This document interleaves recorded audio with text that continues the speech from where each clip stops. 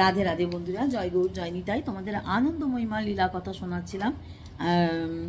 আনন্দময়ীমা লীলা কথা শোনাচ্ছিলাম। যতটা শুনিয়েছি তার পরবর্তী অংশ তোমাদের পাঠ করে শোনাচ্ছি।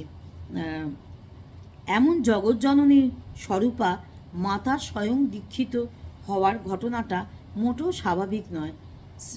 শ্রী অরবিন্দের একটা কথা থেকে তা স্পষ্ট হবে।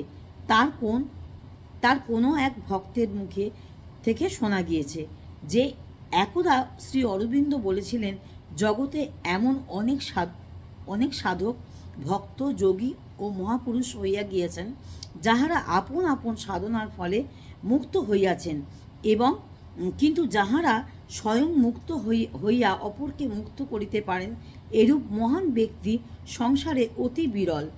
এইরূপ ব্যক্তির মধ্যে আনন্দময়ীমা একজন ছিলেন। তিনি সদা সচিদানন্দ সাগরে নিমগ্ন আছেন। সন্তান বৎসলা শ্রী শ্রী আনন্দময়ীমা স্বামী নারায়ণানন্দা তীর্থ। এই আনন্দময়ীমার লীলাকথা, এই যে বইটি তোমাদের পাঠ করে শোনাচ্ছি, এই বইটি খুব বিরল, জানো তো। লীলাময়ী শ্রী শ্রী আনন্দময়ীমা। তোমরা এই বইটা লেখা হচ্ছে ডক্টর অখিল মজুমদারের। হ্যাঁ, তাই এটি তোমাদের পাঠ করে শোনাচ্ছি। দেখো, এই আমিও আনন্দময়ীমার একজন ভক্ত। তোমাদের একটা কথা বলি, যারা তোমরা হরিদ্বারে যাবে, বা এখন আনন্দময়ীমার আশ্রম অনেক জায়গায় আছে, হরিদ্বারের কঙ্খলে এই আনন্দময়ীমার বিশাল বড় একটা আশ্রম আছে। তোমরা যদি পারো ওইটা একটু দর্শন করবে, ওটা ভীষণ ভালো লাগবে। ওইটা মানে এতটাই সুন্দর আর এতটা শান্তিপূর্ণ জায়গা, তোমাদের গেলে সত্যি মনটা খুব ভালো লাগবে। যাই হোক, তোমাদের দীক্ষার কথাটা আরেকবার একটু বলি। এইভাবে বোধিপূর্বক দীক্ষা গ্রহণ করিতে যাহা করিতে হয় সবই হইয়া গেল।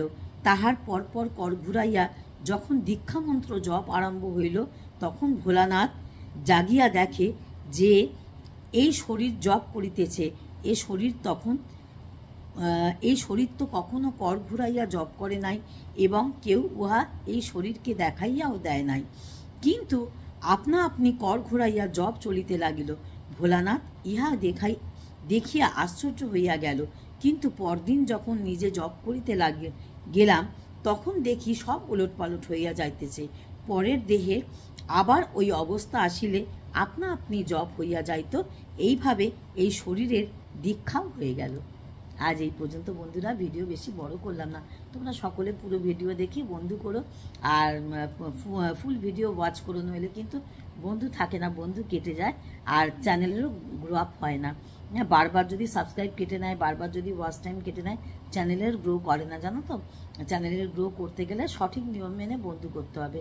তাই আমি ছোট্ট ছোট্ট ভিডিও দিচ্ছি, ফুল ওয়াচ করে কিন্তু বন্ধু হবে, তাতে তোমারও বন্ধু থাকবে, আমারও বন্ধু থাকবে।